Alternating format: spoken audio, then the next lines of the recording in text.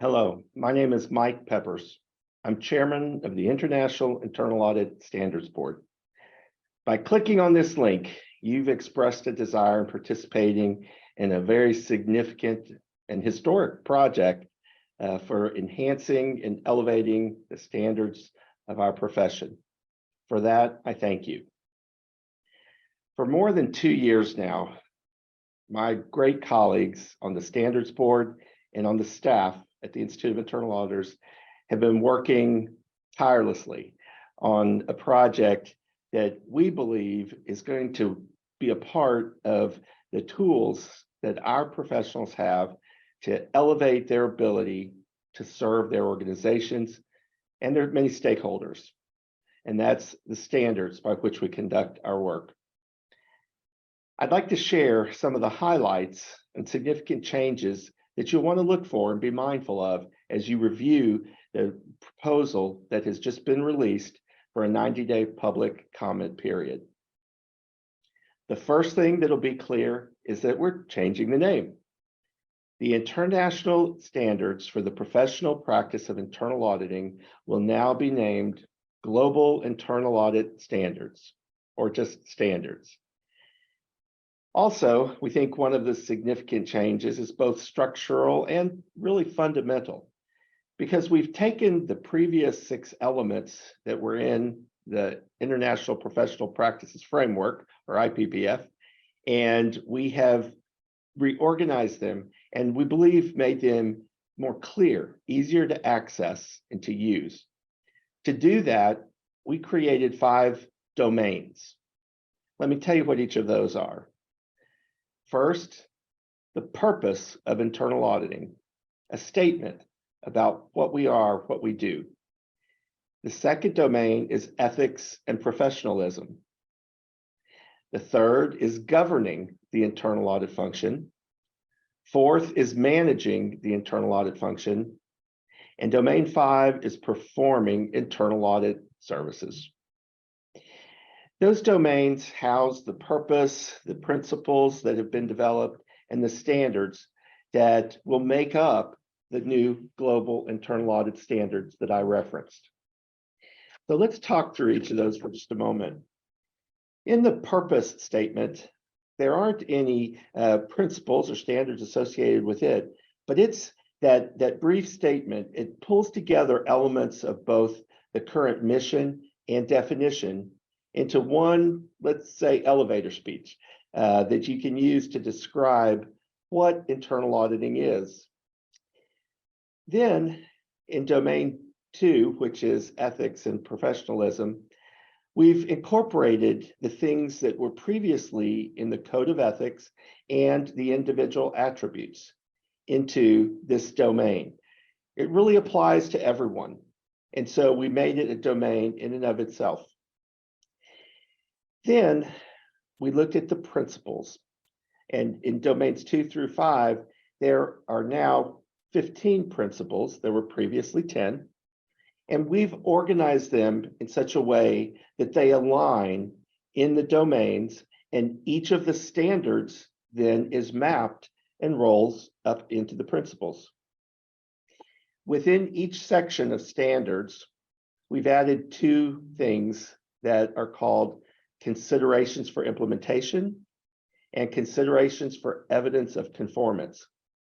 The considerations for implementation will be some things that are preferred practices or ideas for implementing the requirements of the standards.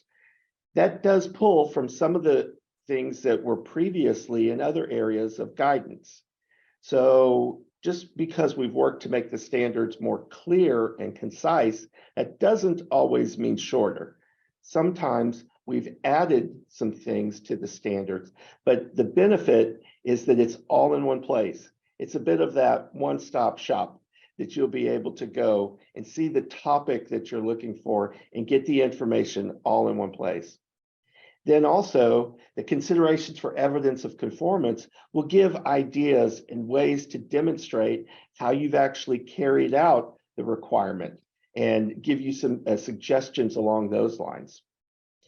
You'll also notice that consulting, the word consulting, has now been replaced with advisory throughout the standards. And you won't any longer see the A's and the C's that we previously have had. Basically, we had the feeling that the same ideas for implementing standards, the same activities that you do really apply to most any engagement.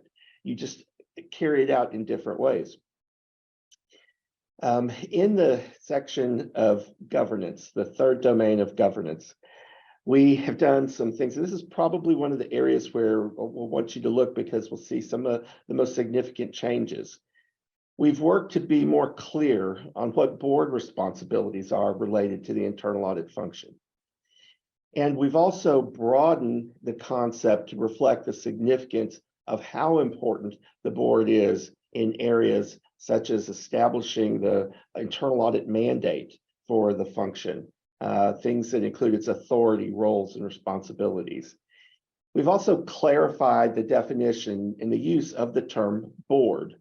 It's challenging because around the world in our many organizations and different sectors, the governing bodies are called different things and may not be referred to as a board, but we wanted to be clear what we are talking about, what entity that we are referring to, that entity that really has the primary role in governing the internal audit function. In domain 4, which talks about managing the internal audit function, we've really worked to elevate and clarify the roles and responsibilities of the chief audit executive and his or her team in managing the internal audit function. It's going to give ideas and concepts that will and clarify concepts that we'll be putting in place, like strategy, methodologies, effective communication, and use of technical resources. Then in domain 5, we've expanded on the guidance and the standards around performing the internal audit services. And as I mentioned, that's whatever type of engagement it might be. Again, the key elements: communication, planning, evaluating, and documenting. This will all be very clear to you whenever you look through the standards and you see some of the things that we've put in place. We also have some requirements around continuing professional education that you'll want to review and comment on. Lastly, we recognized whenever we did our research over the years about the things that you were looking for, there was a desire to have some guidance that is on topics that's timely, things that are emerging issues that may be coming out. And we realize that guidance is very much needed, but perhaps not in standards. So we've looked for other ways that we can provide that type of guidance. And currently there is a group that's looking on and working with what we are calling topical requirements, such that when you do audits in these certain areas of emerging interest or risk to your organizations, it gives some guidance on how to look and review governance, risk management, and control processes that are associated with those different topics. Well, the Standards Board and staff have put in thousands, literally thousands of hours to get us to this point. We're excited about it, and now we're eager for you to see the end result. And now we need you to put in some time to review these proposals that we have and to give us your comments. Please share with us the things that you would have suggestions about, the things that you support, the things that you think perhaps need some more work. We're going to capture all of this, gather it, get together, make whatever changes may be necessary, and then work to get the final product out by the end of this calendar year. We're excited to do that, and we thank you very much for your participation, your interest, and mostly for your work in the internal audit profession. Thank you.